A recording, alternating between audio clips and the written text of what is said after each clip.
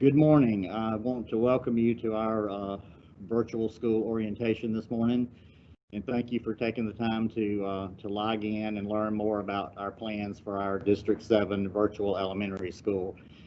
I'm going to take my mask off at this time, so maybe you can understand me a little bit better, but we are strictly enforcing our mask policy throughout our school district as well as the social distancing. Again, welcome. We have a new elementary school in Spartanburg School District 7, and we're calling it the District 7 Virtual Elementary School. To date, we have over 1,100 students in our virtual elementary school. So this is our largest elementary school in Spartanburg School District 7. I just wanted you to know that in the room I have with me, all socially distanced, some folks that are helping with this presentation. I have Barada Kennedy, who I will introduce to you a little bit later, who will serve as the coordinator for our virtual elementary school. I have with us Dr. Eric Levitt, who is our Chief Technology and Operations Officer, and he's running the equipment this morning. And I also have with us Beth Lancaster, who is our Chief Communications Officer, helping me when we get to the point where I'll take questions.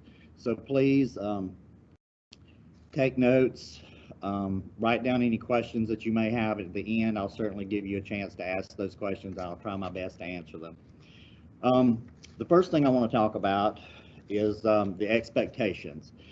In order for this to be successful and in order for your children to learn and your family to be content with this virtual elementary school and for our teachers to be able to do their jobs, we all have to adhere to the expectations that's set by the district. And number one, our teachers will be provided with expectations. I've had faculty meetings with them. Right now, we have about 45 teachers assigned to the virtual elementary school. Met with them yesterday by grade band K1 and 2, and then 3rd, 4th, and 5th. Explained to them what this looked like, what our plans are, and so they're geared up. They're excited to meet your children first of the week. The next group that I just have to say a word about what our expectations are, the expectations for our parents. This is truly a partnership. We're going to need you to help us help your children.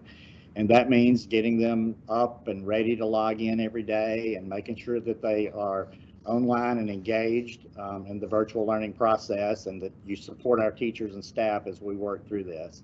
And then, of course, the expectations for our students. The students are the learners. They are the ones doing the work with our teachers every day. And so there will be expectations for them, and your teachers will go over that when they meet with their students for the first time virtually. I want to address the curriculum that we will be using in the virtual elementary school. We have developed what we're calling return to learn lessons. I had a team of teachers in here for several weeks over the summer, of course, practicing all of our CDC guidelines and masks and social distancing, and they worked very hard to identify what we are calling the essential learning targets. We identified, based on the South Carolina College and Career Ready standards, what we felt were essential. There are a lot of standards. Our teachers teach a lot of content over the course of a year. However, to be successful at the next level, there are key learning targets which children must master in order to be successful. So I brought the teachers in. Our staff here in the Curriculum and Instruction Division had identified those learning targets and our learning progressions. And then we brought teachers in who actually teach on these grade levels. And we asked them to vet these learning targets, and they did. And once we were all in agreement of what those learning targets would be, we put teams of teachers together and we developed lessons around those learning targets that all teachers in District 7, whether they're teaching remotely or whether they're teaching face-to-face, will teach the first 10 days or so of school. We have 10 math lessons at every grade level. We have 10 English or ELA lessons at each grade level, and I'm talking kindergarten through 8th grade. And we have 5 science and 5 social studies. So the first 10 days of school, those lessons will be taught by our teachers, again, to virtual students and face-to-face students. In addition, the first week or so of school, I want our teachers, especially in the elementary grades and in the early childhood grades, which would be kindergarten, first and second, I want those teachers to to touch on the computer skills that are going to be necessary for the students to be successful. So what I would like for the teachers to do is to cover the device that the children will be issued, you know, talk to them about how to access curriculum and how to log in each day. We're using Teams, Microsoft Teams, as our platform to log in with our students each day. So teachers will cover that as well in the first few weeks of school. The other thing that I did want to mention to you is our kindergarten and first grade students will be provided with iPads. This is all students, face-to-face or virtual. And our students in third grade and up, of course, will have the MacBook Airs. The schools are working on that distribution plan, so I'm going to talk a little bit in a minute about the connection to the home school, and I'll discuss that more. The next thing I want to talk to you about, and this is a curriculum and instruction and assessment. Our district this year has adopted a new assessment system, and those of you that maybe had children in our school system before know that we have done MAP for many years, the MAP assessment. We had planned prior to the COVID-19 era to change from MAP to IReady. We actually piloted IReady in an elementary school and in our middle schools this past school year. So the reviews were great. We felt the data we were receiving and the instruction that the students were getting was very reliable and valid. And so we made the decision in the spring to move to IReady instead of MAP. So your students, all students in the district, virtual and face-to-face, will be assessed with IReady the first 10 days of school. The younger students will be at the end of those 10 days. And when I say younger, the kindergarten and first graders, second graders will be toward the end of that 10-day window.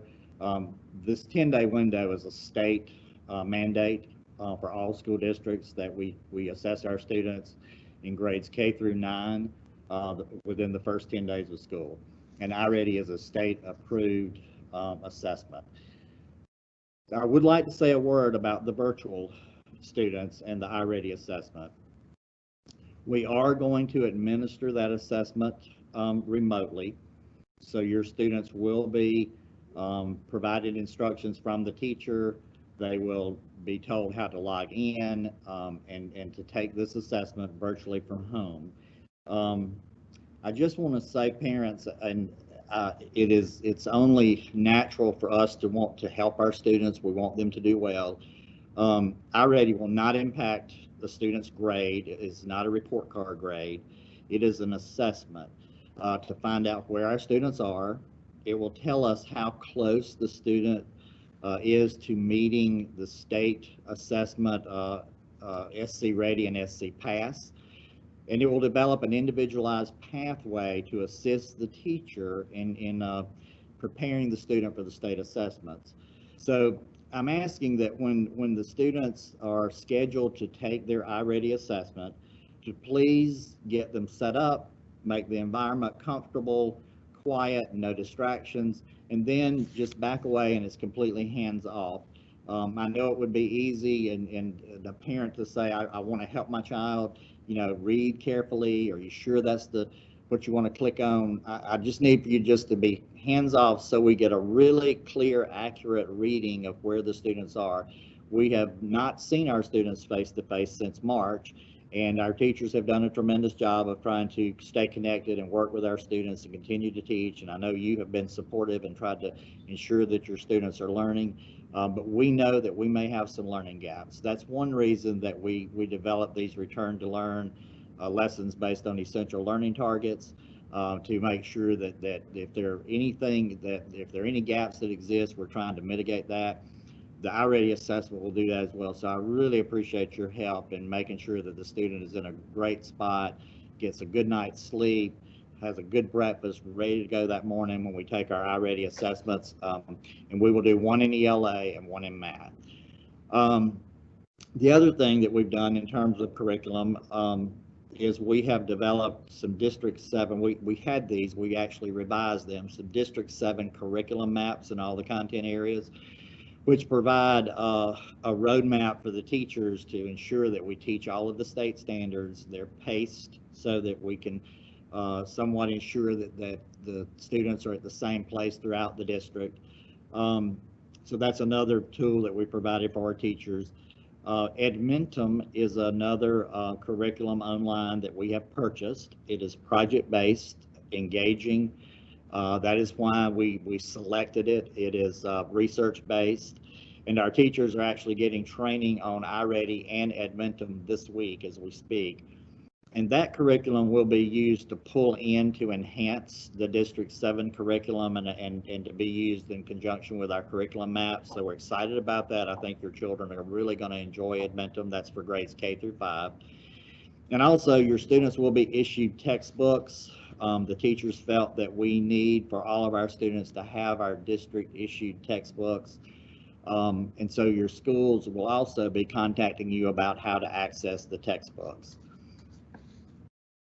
I did want to say another word about testing. The state testing, I've mentioned IReady, the SC Ready and SC Pass. And of course, if you have students in high school, the end of course exams, all of those are on go for now. The state has not provided a waiver as they did this past school year. I'm hearing that the U.S. Department of Education is not going to grant any waivers for state testing this coming school year. So it's even more critical that we have a really good reading on IReady so that we can prepare the students for the state testing. I would also like to say that Read to Succeed, which is a state law, which impacts students at the 3rd grade level, if they're not reading on grade level, and meet the score, the cut score on SC Ready and ELA, then there's a possibility the student could be retained. And so again, another reason we want to ensure that everybody is on or above grade level every step of the way. Special ed students, if you have a student who has an individual education program, an IEP, then you will be contacted by the Special Services Division, and we will work with you to provide accommodations virtually to our students, and our teachers in the regular classroom will be working with those students who are mainstreamed as well. The class makeup. We're looking at this school, as I said earlier, as a district elementary school. District-wide, unlike our other elementary schools that have a predetermined school zone. This school's zone is the entire district. It's the District 7 virtual elementary school. So we have teachers from all over our district assigned to this school. They will be teaching from their classrooms each day, except for those who have a medical reason that they need to be teaching from home, or they're a caregiver for someone that requires them to not be out and in the schools. But the majority of our teachers will be in their classrooms each day delivering instruction to their students. And so your student may be in class with students from other schools in our district other than their home school, because we've structured this as a district-wide elementary school. And the way we have built the class rosters is we have taken students from the same home school.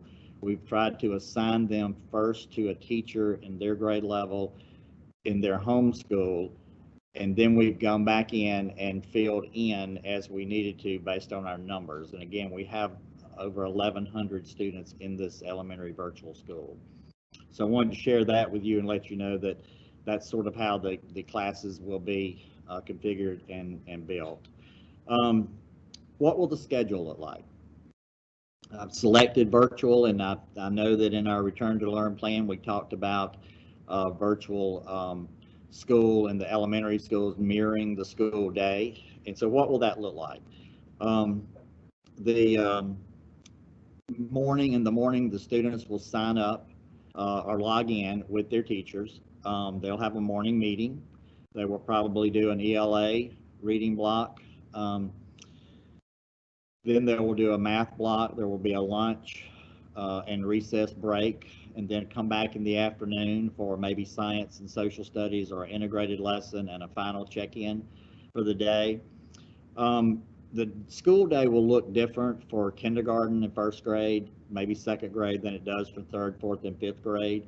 A third, fourth, and fifth grade schedule may look like what I just described, whereas a kindergarten lesson, maybe we log in for 45 minutes and have a read aloud and do some literacy work, and then we have a break, and then we come back and we do a math lesson. I've got teachers right now working on the schedules, and that we're just trying to get that confirmed, but there will be daily instruction for all of our kindergarten through fifth grade students. We will make sure that those schedules and the expectations for students and screen time is developmentally appropriate for your students. So I want you to be assured we will be reasonable, and we will also work to make sure that whatever the schedules look like daily, that they will be developmentally appropriate. And we're just about ready to release those, and those will be posted, and your child's teacher will be able to share and talk to you further in detail about that. The first day of school is Monday.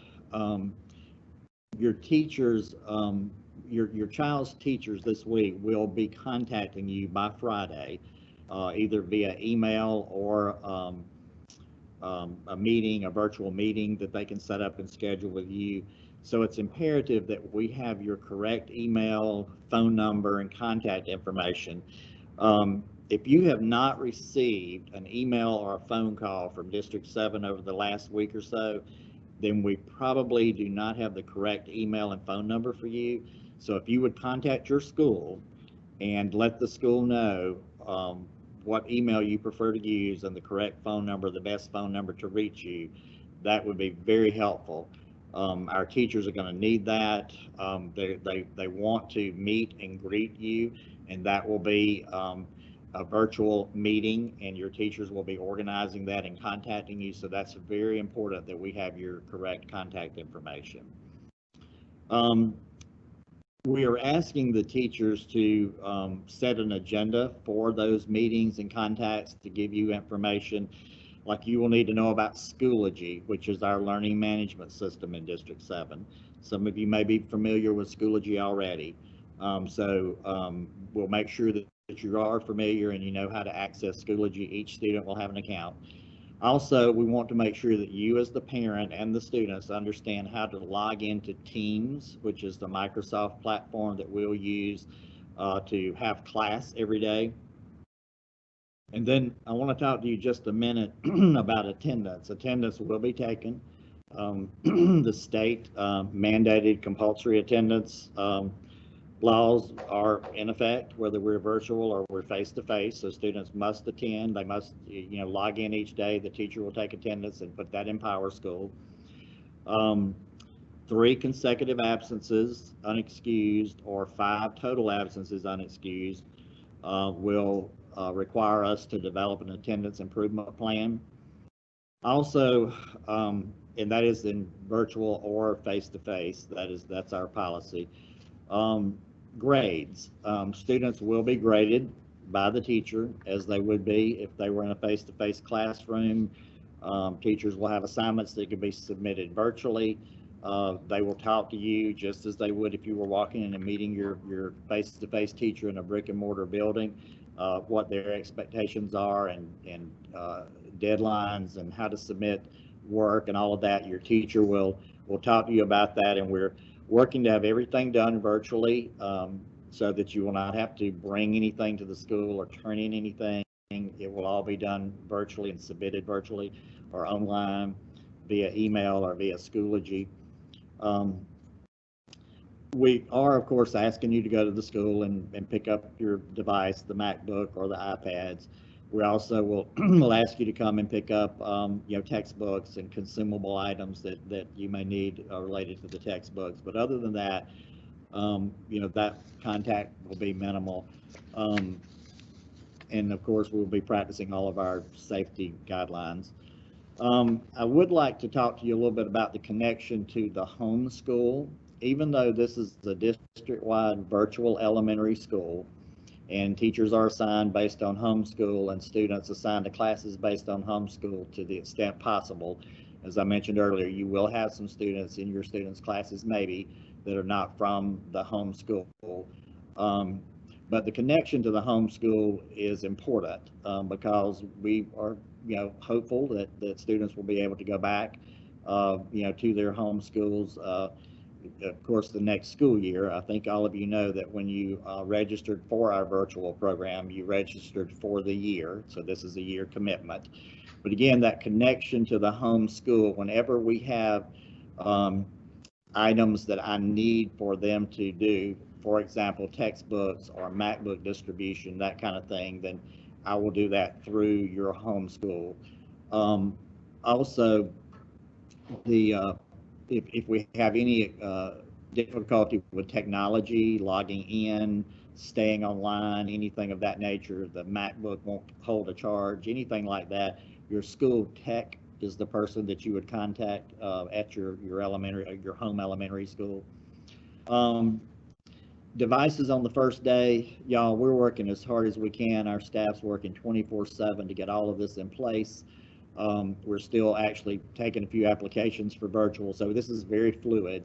But I just want you to know that our tech folks are working really hard to get a device in the hands of every child, every student before the first day of school. That may not happen. I just want to be completely upfront with you. Devices have to be re-imaged over the summer. Everything has to be set. They have to be assigned, and they're tied to a student and to a school. And so we're working hard to ensure that we get that up and running as quickly as we possibly can. So please be patient with us if it takes a day or so to get that going. Another thing I wanted to mention to you is how we're preparing our teachers for this virtual journey. Teachers who did a really great job, and we had many throughout our school district when we went to what I call emergency remote learning in March, were asked to come in and share with us what they felt made them successful as a virtual teacher. And as I described the schedule to you earlier, I think our virtual learning this coming school year cannot look like it did in March. Again, we had some teachers who did some phenomenal things. It was emergency remote learning. We did not have time to do a lot of planning. We thought we were going to be out for a month, and we never came back. So we immediately started trying to work with our teachers, train them, work with our families, provide support as best we could. But this will be different. This will be, as I described the schedule, a school day. So we brought in our teachers and we asked, what made you successful? You logged in with your kids every day, you communicated with parents, what made you successful? The number one thing that all of these teachers said, it was communication, communication, communication.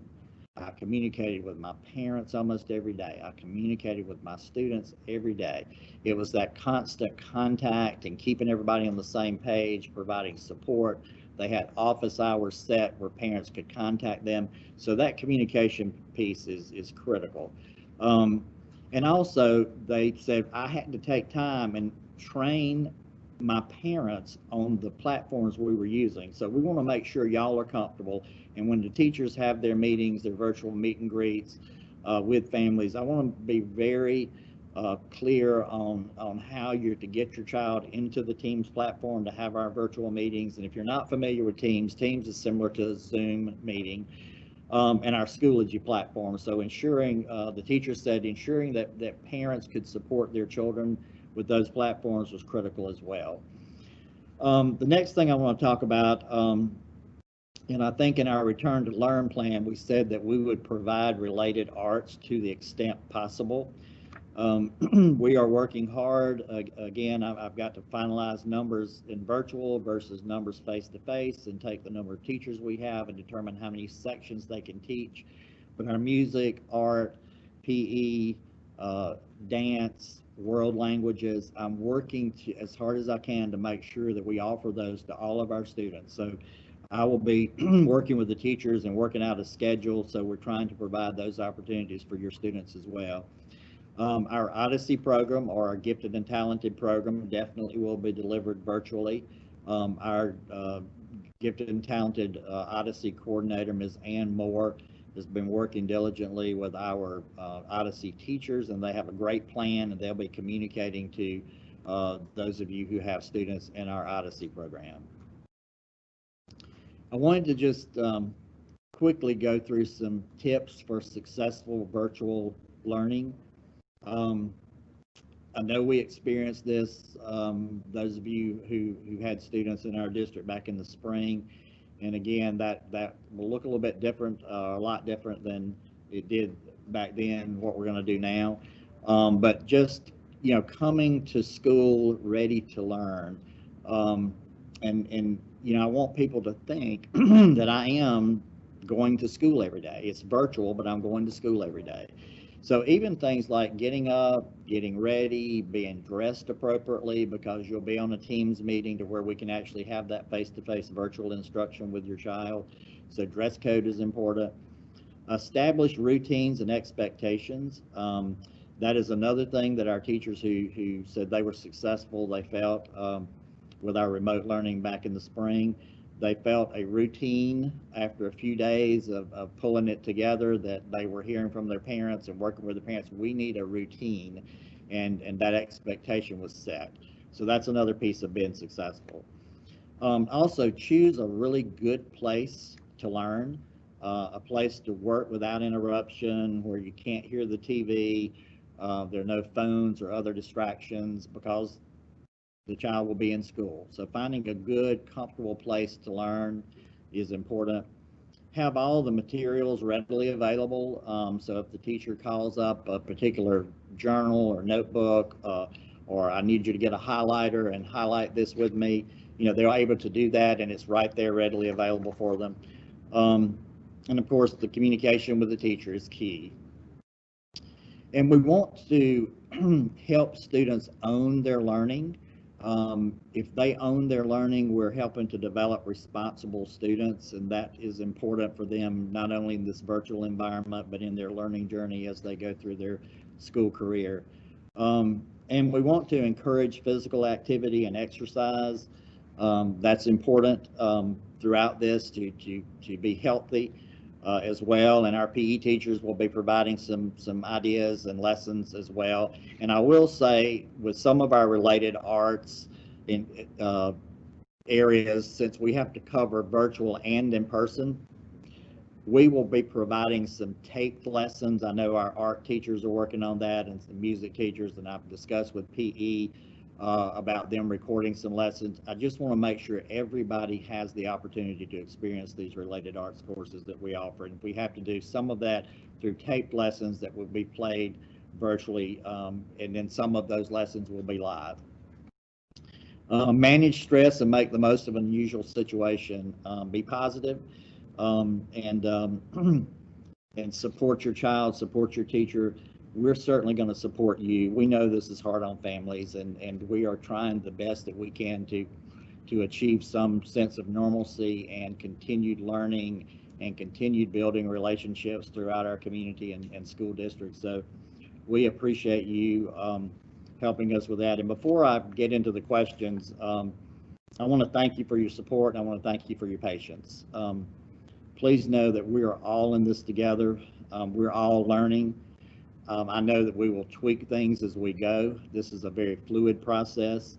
Mr. Jeff Stevens, who is our superintendent, has said as his theme this year, "Forward Together."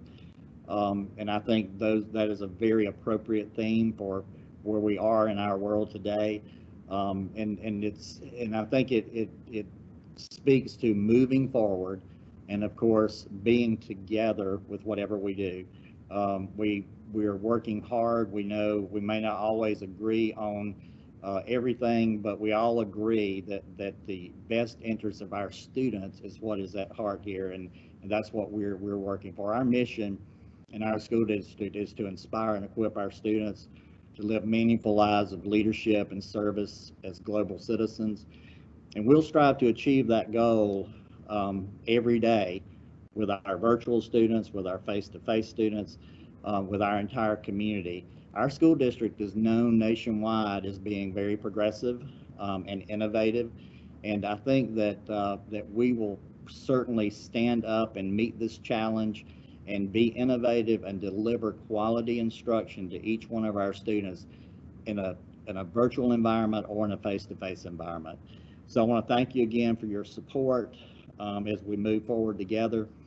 And I'll take questions now, and then I'm going to ask Barada Kennedy, who is our coordinator for this virtual elementary school, to just close out so you get to meet her before we end this orientation session. So Beth has gathered some questions for me. I think one of the questions is how long will a virtual day last, or how many hours? And I think I spoke to that briefly. We're not exactly sure how long the day will last, but I'm thinking that probably for a kindergarten, first grade student, maybe second grade, not all at one time, but broken up with some breaks to where the teacher may release some students and hold some for small group and then bring them back in.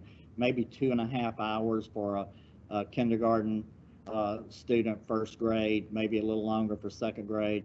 Third, fourth, and fifth, I would estimate that the school day would probably start around 8 o'clock and maybe end between 1:30 and 2 o'clock in the afternoon with a lunch break.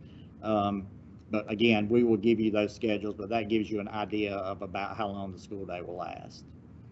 What steps are being taken to connect the kids with each other within the classroom so they do not feel like they are completely alone because they are at home?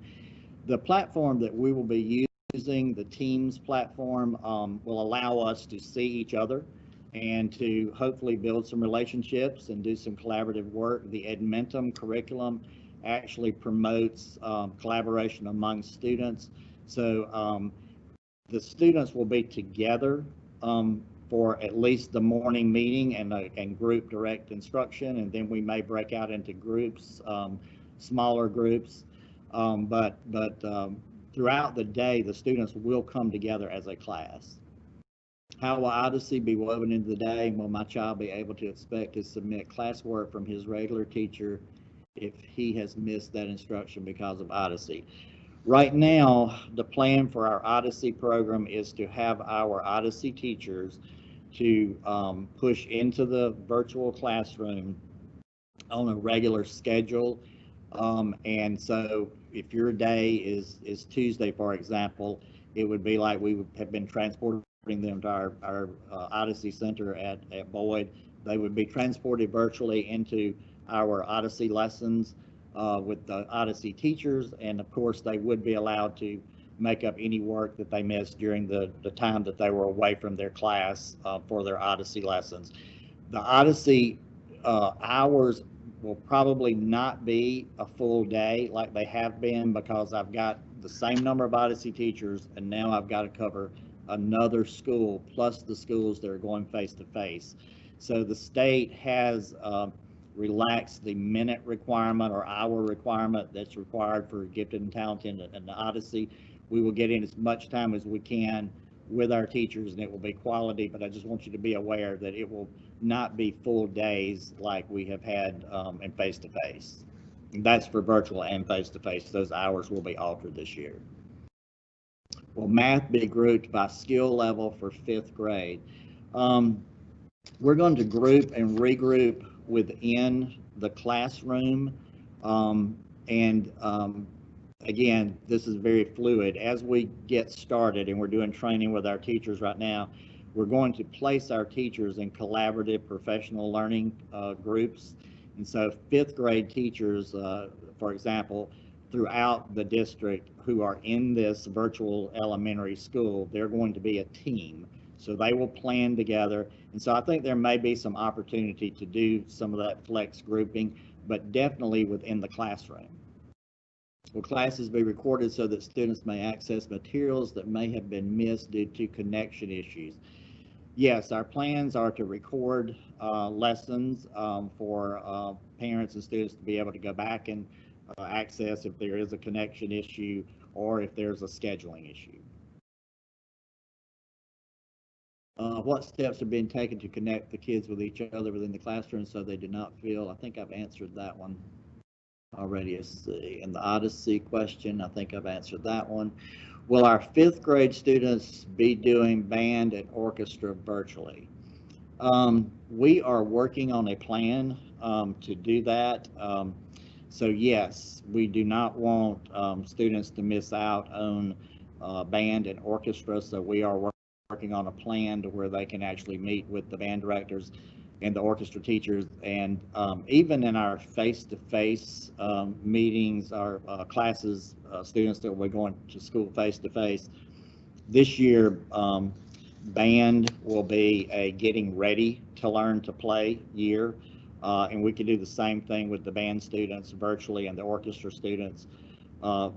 Band, of course, playing an instrument and blowing into that instrument is a high-risk activity, so that will not be happening in our classrooms.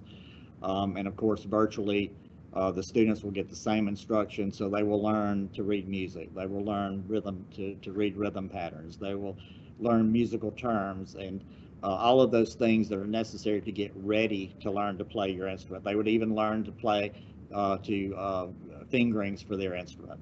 Now, so that's kind of what that would look like with band. Orchestra in the regular school is a little bit different because they can wear a mask and play their instrument. But the orchestra students who will be virtual will be provided with the instruction they need to get ready to play. What time will virtual school start? We're planning for virtual school to start at the same time as regular school, which will be 8 o'clock. If we identify that virtual may not be a good fit, we are able to transition back to the home school. No, if you recall in our return to learn plan, it states clearly that the commitment for elementary school is for the year. These are great questions. Thank you. Do we know if the schedule will be consistent once they start? For instance, will lunch, recess, break always be at the same time for planning purposes? Absolutely. We want to provide a good routine schedule for the students and for our families and our teachers. So yes, it will be a consistent schedule. If they have a doctor's appointment, how will that day or time be made up? You would let the teacher know that your student will be missing due to a doctor's appointment, or if it's an emergency, just bring us the excuse and we can let you submit that. You take a picture of it and send it to us. Verada Kennedy, who's our coordinator, will be helping with that. She will serve in the role practically as a principal, and then I'll be working hand in hand with her as we navigate this new school in District 7. But yes, you would be excused and be allowed to make up work, except just like you would if you were in a brick and mortar school. To what extent will parents need to be involved in the actual school day and activities? Well, we need your support in getting the student up and ready and to go on time and log in. And if there's any additional assistance that's needed, the teacher will certainly let you know. But I would think with the younger students, we're going to need more help from parents and assistants during the day, especially with our kindergartners and first graders and maybe second grade. The upper elementary students, I think, can be independent enough that once we get them on and going, just someone there in the home supervising is what we need, but the teacher will be teaching. Will the students be given a headset with the iPad? Dr. Levitt will, no, they will not. So that's something that we would ask them to provide. We put on the school supply list that we would like for you to get some earbuds, and they can just be the inexpensive ones that can be used with the devices. What if the parents work during the day? Can there be a grandparent there to help? Yes. Any caregiver you have, anyone that you have supervising the children during the day, if they could just help us get them online, and if we, after we do a lunch break and recess, they need to log back in, just make sure they help us with that time frame. If a child is going to school virtually, will the parent need to complete the meal application? I am so glad you asked that question because I think I must have skipped over it. We actually will provide meal pickups at the various locations around the district, and that information is on our website. And there's actually a form that we would need you to complete if you would like to apply for the meals.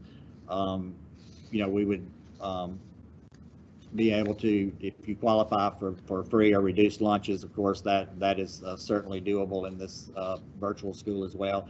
So please go to our website and complete that form if you're interested in that. All the details surrounding that are there. That's a great question.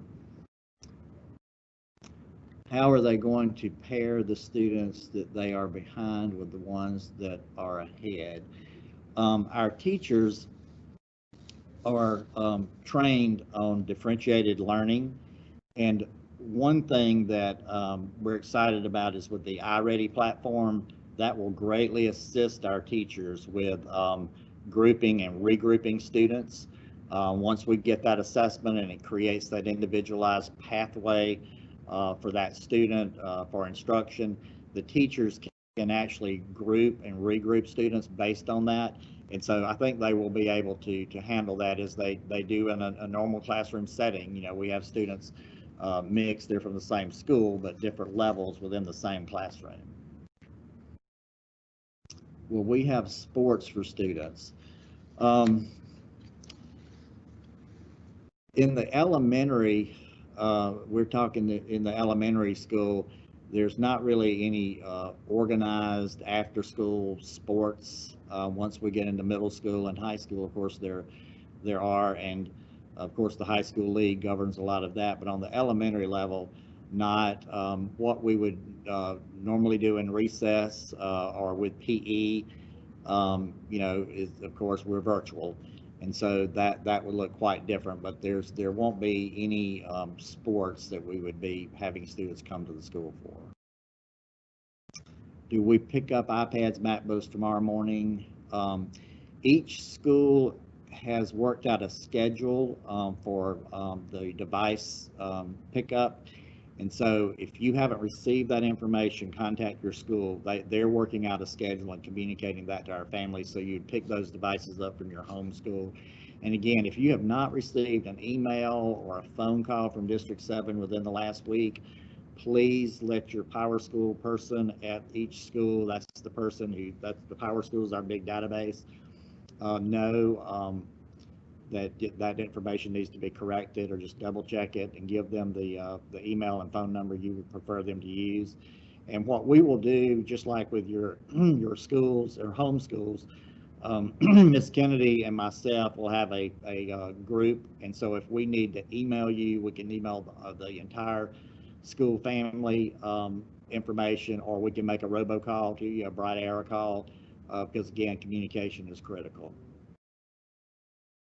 What kind of devices will each grade get? iPads for kindergarten through first grade, and then second through fifth grade will receive their MacBook Airs. Will a sample of assessment be available, and will expectations for grade advancement be provided?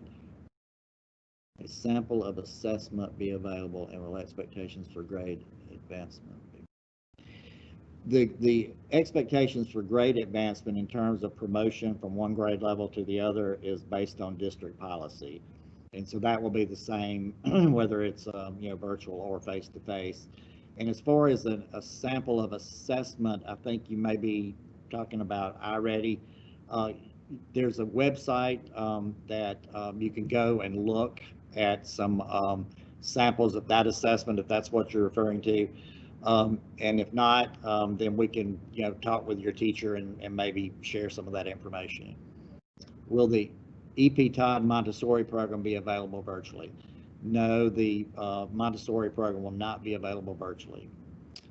Will the recorded sessions for connectivity issues include images of my child? The recorded sessions of our lessons would be focused on the teacher and not the child.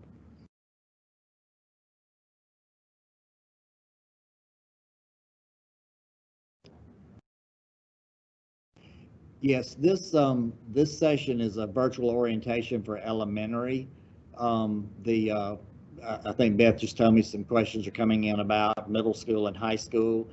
Um, each school, one thing that's different about the elementary versus the middle and high school, the middle schools, McCracken, Carver, and E.P. Todd Middle, and the high school are managing the virtual students at the school level. We are using an APEX program, it's called. It's an online curriculum that is self-paced, and so students will not log in each day to their teacher. Their teacher will log into them through Apex to monitor their work, and then each week there will be sessions held a couple of times a week with the middle school and one time a week with the high school to check on the students and to see if they need assistance. But it's a little bit different than daily face-to-face instruction in the elementary schools. But if you have questions about that, feel free to email me or to call me. I'll be glad to answer those. And again, I'm working with our middle schools and the high school on developing an orientation similar to this one. So you will be getting information about that. But my email is topruitt@spark7.org, TOPRUITT at spark7.org. And my direct line is 864-594-4408. So feel free to give me a call and I'll be glad to answer any of those questions. How much are parents having to pay for iPads and MacBooks? There's a $25 fee, which is like an insurance fee that we require for those. When do we pick up lunches from school? Mondays between 8 and 10. There are 4 schools available for pickup, and you can select one you want at registration. Okay. What are the days of the week for school? For our face-to-face students, you know, the hybrid model that we're starting school with A day being Monday, Wednesday, and B day being Tuesday, Thursday, and Friday is an e-learning day. That is how that would look face-to-face. Our virtual is a 5-day school week. So instruction will happen 5 days of the week virtually. When registering for virtual school, it is stated at the end of the first semester, if parents want to enroll their children back to in-person instruction, the homeschool could possibly consider the child returning to school. Does that not apply to elementary children? That is correct. That does not apply to elementary. That's for middle and high.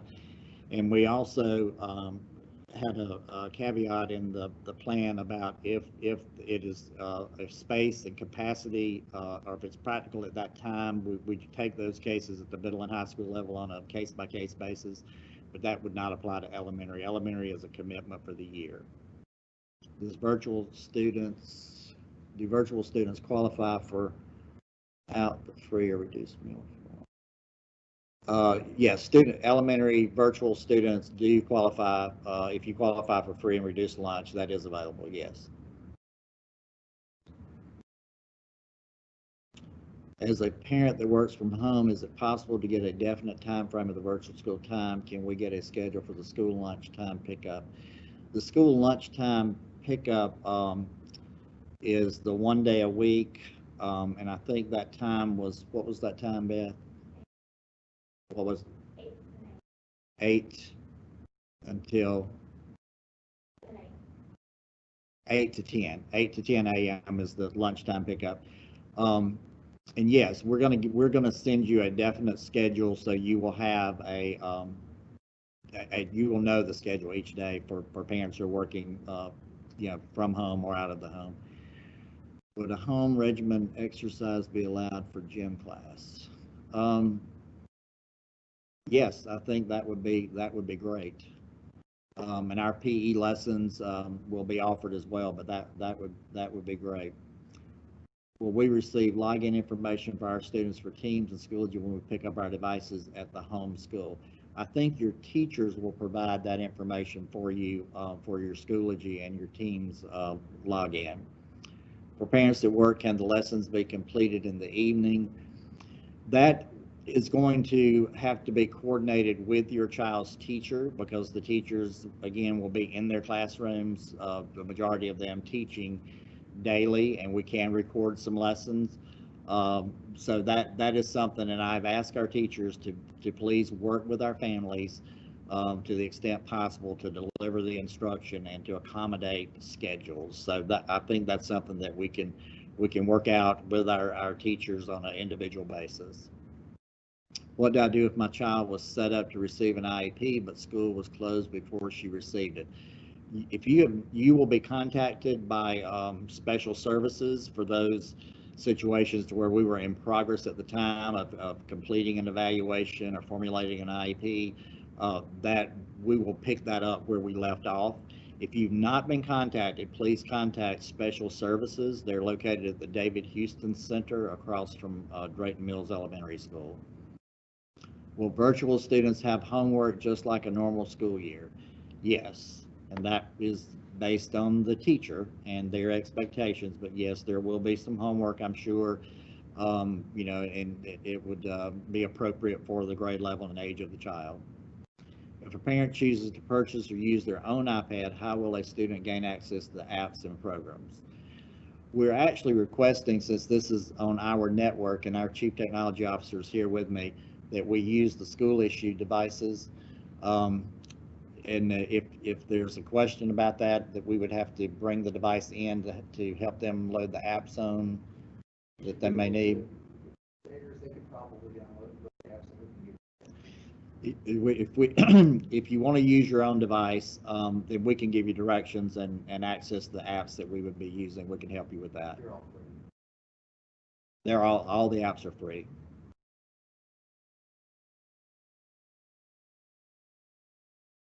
How can we pay the fee? I logged on to EasyPay to pay for the insurance or iPads and laptops. It stated I needed a code for my children. I called the school and no one knew what I was referring to. Dr. Levitt, are you familiar with the code? I'm not familiar with that.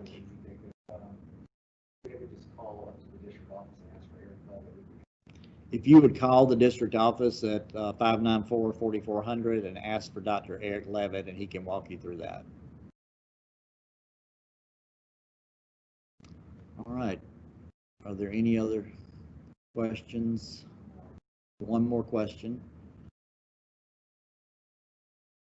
Will the school supply list be the same for in-school and virtual school?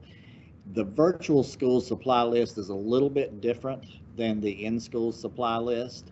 Those are posted on our website under our virtual learning page.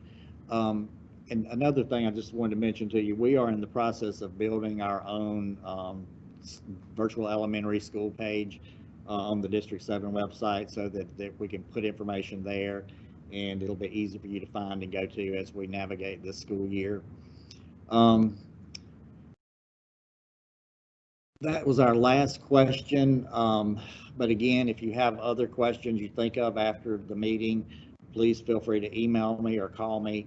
I do want to thank y'all for joining us this morning and working with us on this journey. We will try to answer every question and we will try to meet everyone's needs the best that we can. I'll be honest with you, there are more questions sometimes than there are answers, and we do appreciate your patience, and we're working hard to support you and your students, and we're fully committed to having a great year in our new virtual elementary school. So at this time, to close this out, I'm going to ask Verada Kennedy just to say a few words so you can meet the coordinator for the virtual elementary school.